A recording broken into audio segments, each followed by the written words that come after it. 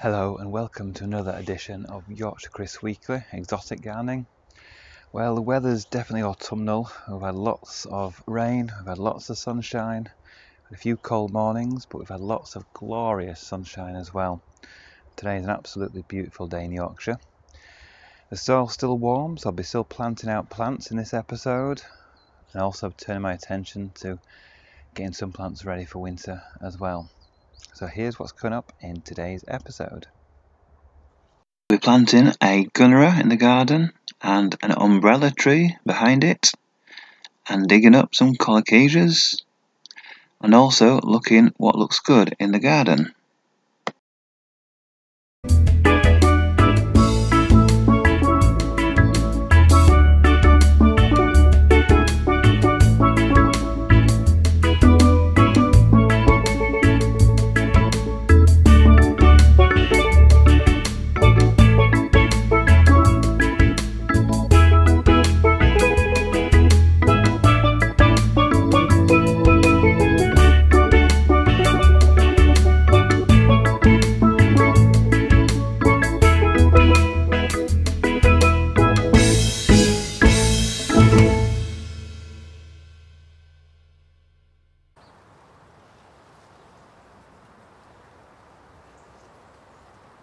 Now you may remember last week I showed you a very rainy video and this new bed that filled up with topsoil and manure.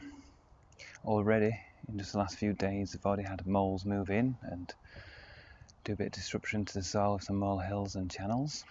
But that's by the by, because today I'm finally going to get round to planting my Gunnera. If you may remember, back in spring I got the real Gunnera Manna Carter, and this will grow huge, and all summer it's been in the big pot here in a tray of water, so it's really heavy in this pot. I'm finally going to plant it out. It's okay to plant it out this time of year. The soil's still warm and it'll get its roots down before winter really gets going, and although it's not as hardy as the normal Gunnera tinctoria that most people have, it should still be hardy enough here because it's hardy enough in local gardens. So it's time to get it out of this pot and put it in the ground. And I've dug this hole quite deep, and in the base of the hole, to give it some extra water, make it more waterlogged, I've put a plastic rubble bag, and that will sit there to collect water that pools into the soil, and it'll keep it nice and moist for the roots. Obviously not all the roots, because roots will spread out around and below it, but some of the roots will stay nice and moist there. So let's get this Gunnera out of its pot.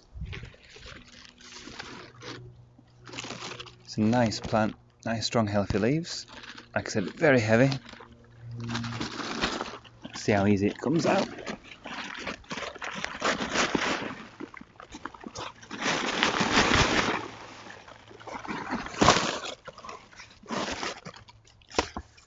Wow, look at those roots. Nice big healthy roots. Lots of white roots. I'm just going to drop this into the hole. So let's get this into position. There's a plastic bag. Here's the Gunnera. Oh. And there's it in its position. It's quite deep down, but I'm going to do a little bit of a well around here in terms of a bit of a depression around it. So I'll put soil over the top, and then what I'll do is make a little disc around it so water can flow around the Gunnera and stay there for longer. I'm going to press the soil down really quite a lot to compact it a bit, because obviously this is fresh topsoil, there's loads of air in it that's been dug over, so I want to just get a bit of that air out, and then I'll give it a very, very good watering.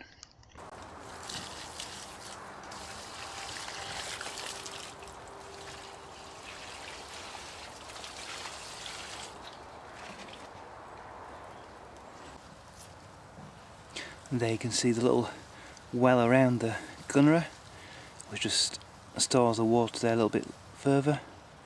and longer. It means when it rains it should get more water directed to the middle and base of the plant. Now, as you can see, I've planted the Gunnera well away from the path here. It's really important to plant things in positions where they're going to have enough space when they're fully grown. And as you know, Gunnera gets huge 2 metre plus leaves, up to 3 metres tall, so it'll go up to here and it'll go out a lot and around this area. So I want to make sure there's enough space for it to grow without completely smothering the path. And also, because it's a plant which spreads out, the centre will die like lots of herbaceous perennials, and it will spread outwards and lean over. So it will eventually get towards the path probably, so giving it lots of time and lots of space to do its thing without having to be dealt with sooner.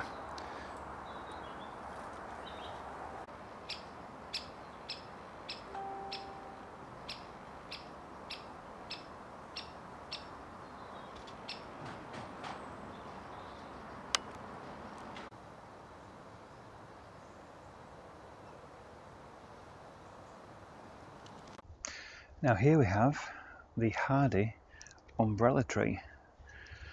Most commonly found as an indoor houseplant is the umbrella tree. That's Schefflera avicula, but this is a Schefflera that can be grown outdoors, completely hardy. There's several types that we can grow, and although you normally buy them at this size or a little bit bigger, in sort of like a 1 to 5 litre pot, they can grow, and they will grow, into big trees, sort of like 8-10 metres tall. Not a large tree, but much bigger than a lot of people expect. And they have these wonderful sort of umbrella-like whorl leaves, which lots of little leaflets around the central point here. And these like a bit of shade, sort of woodland setting, a bit of shelter as well, a bit of protection from the harsh winds. So that is why I'm going to plant this one in this area with the bamboo and conifers behind me. Got the grasses to one side as well. It will get sun in the morning and up to sort of midday and then late afternoon, so it won't get the strong afternoon and midday sun, and it's sheltered, like I said, from the winds. And this particular variety should be Schefflera alpina or alpina, but to me this looks more like Schefflera taiwaniana. So whichever Schefflera is, it's still a hardy type, and it's going to go in the ground just in this corner. Again, it's all new topsoil here with lots of manure in it, and I'm also adding some quite open compost as well, a bit of leaf mould and bracken in there, so it's a bit ericaceous. I'm going to work that into the soil and then plant this in this corner. Again, this time of year, evergreen plants are fine to be planted out. It's a hardy plant, so it should be fine. Obviously, most people would plant these in spring because they think of them as exotic and maybe tender. But actually, these struggle when it's warm, when it's dry, should I say. So if you have these in pots or in dry areas, you have to water them really well because the roots really suffer and can die off long before it shows any suffering above ground. So planting in autumn, it's nice and moist. It'll get its roots established over autumn into winter, and then have a good head start next spring. So let's get this planted.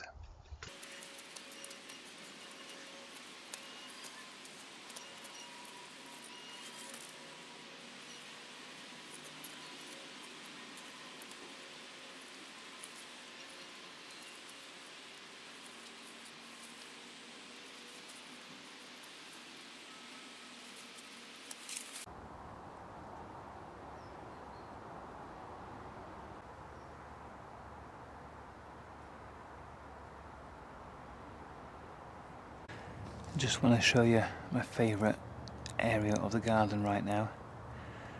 Starting at the highest points with the Trachycarpus fortunei to the right and the blue bamboo to the left. Under this we have the Fatsia polycarpa and Fatsia japonica. The Trachycarpus nova in the centre, and then moving down we have these very late flowering Eucomis polovensi, mainly because they're in mostly shade in this area. We've got the ginger on the right, we've got the Dixonia antarcticas, and then to the left we've got a small flowering Schefflera, like the one I planted in the other part of the garden. But this is Schefflera gracilis, and this area is still looking really lush and really exotic, right sort of toward the end of October. So very pleased with this part of the garden.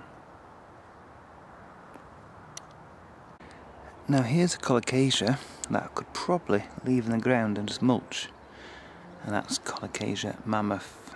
It's said to be pretty hardy as long as the ground's well drained, and this is.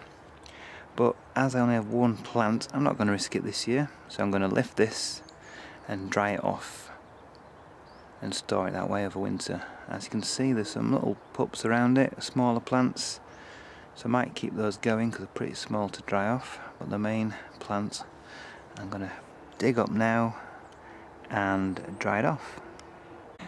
So here we have the Colocasias that have been dug up. As you can see, the main mother plant, substantial plant, nice big base to it, and the smaller little pups have been separated, and they're really too small, as you can see, to overwinter dry. If we just kept that as the base, not really much of a what we call a rhizome or tuber there. So they're going to be potted up, kept ticking over in the greenhouse, probably in the propagator to start with, just till the roots get established. And then the main plant, I'm just going to basically chop off all the foliage.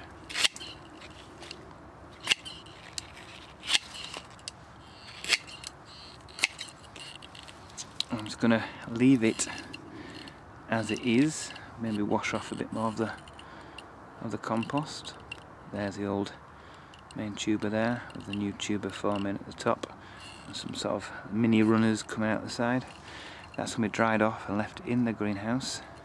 I'll make sure I get rid of all this material that's rotting away, all the wet stuff here, and that will stay dry over winter, and I'll start it off next spring. So there's a mother plant, just in a terracotta pot, no soil or anything, just drying out while it's warm in the greenhouse. And I'll keep checking on that for any mould or anything like that. I'll dust it with sulphur, and then I'll probably bring it into the house and put it into a cupboard to keep it dry over winter.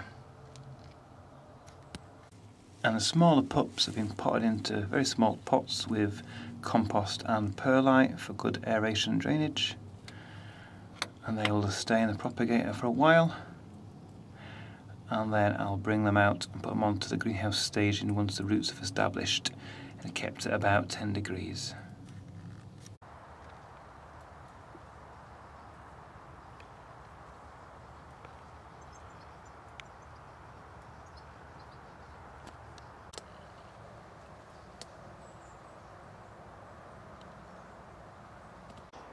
Thanks for watching this edition of Yorkshire Kris Weekly. Join me next week where I'll be doing more in the garden.